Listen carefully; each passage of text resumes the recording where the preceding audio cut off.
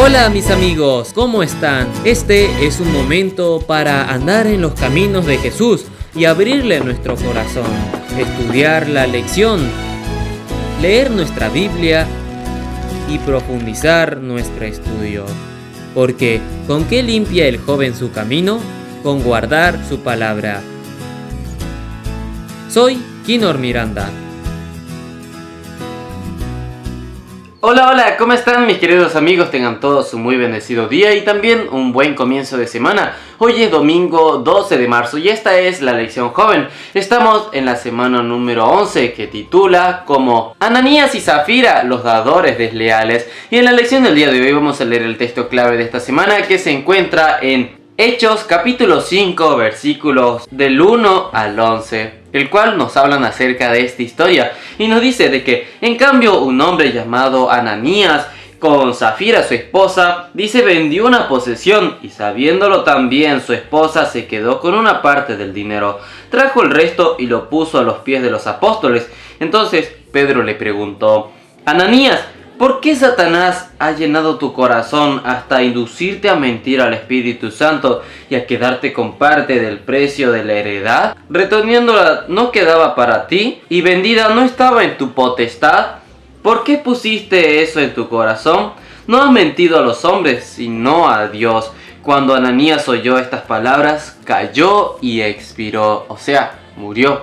Después dice, y vino un gran temor sobre todos los que lo oyeron, y los jóvenes lo envolvieron, lo sacaron y lo sepultaron.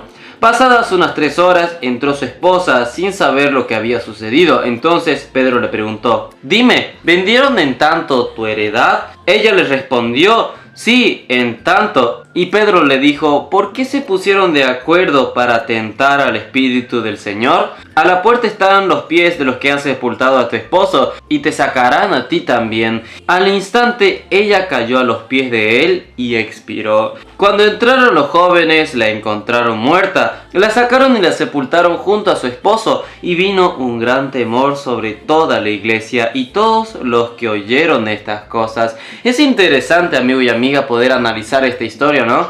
Porque podemos ver aquí que por un lado cómo pueden ser las consecuencias de nuestros pecados, ¿no? Y no es que Dios los había castigado por lo que ellos habían hecho, y no es que Pedro les haya lanzado algo para matarlos, no, sino es que eso fue por consecuencia misma de su pecado. Y así nosotros podemos analizar en esta historia muchas cosas, pero específicamente nosotros debemos ver la parte en la que ellos le robaron a Dios, o sea, no en lo que ellos le robaron, sino en la parte en la que ellos mintieron, porque habían vendido sus posesiones, porque bueno, primeramente antes de terminar de contar esta parte, el contexto es de que había muchas personas que se acercaban junto a los discípulos, a los apóstoles, y estaban todos ellos así reunidos como hijos de Dios, como cristianos.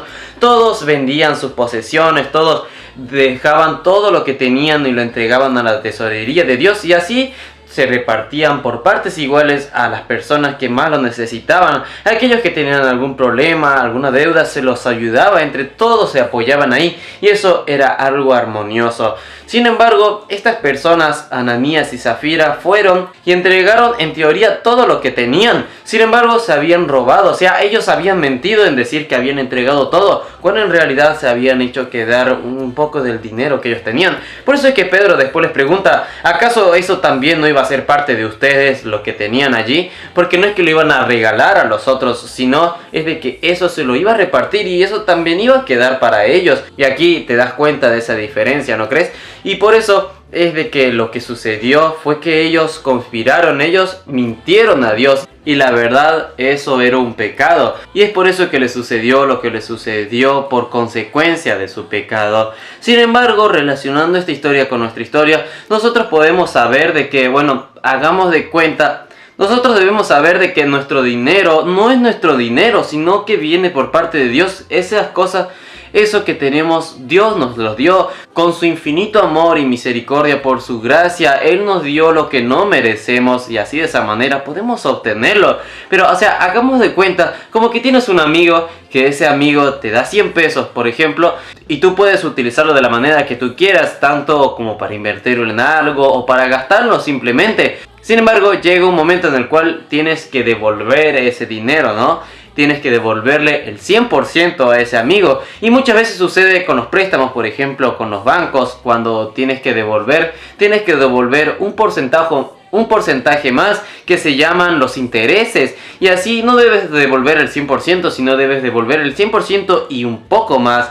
Porque hagamos de cuenta de que Dios nos da los 100 pesos esos, ¿no? Y nosotros solamente debemos devolverle el 10% y esos 90 que quedan para nosotros. Entonces es maravilloso, es tan misericordioso nuestro Dios, que nos pide solamente el 10%. Y si nosotros queremos, como forma de pacto, en ofrenda, en agradecimiento a Dios, devolverle esas ofrendas, ese otro porcentaje que nosotros queramos hacia nuestro Señor. Y así nosotros vemos cómo es la misericordia de nuestro Dios, ¿no? Y entiendes un poco el contexto de lo que es el amor de Dios hacia nosotros. Por eso es tan importante entender todo esto, para que no entremos en conflicto nosotros mismos en decir de que yo tengo que pagarle a Dios, yo tengo que darle a Dios lo que es mío, porque no, nada es nuestro, hasta incluso nuestra misma vida tampoco es nuestra, todo viene por parte del Creador. Aún así, no debemos sentirnos como que estamos encarcelados, como que todo le debemos al Creador, porque si bien le debemos todo al Creador,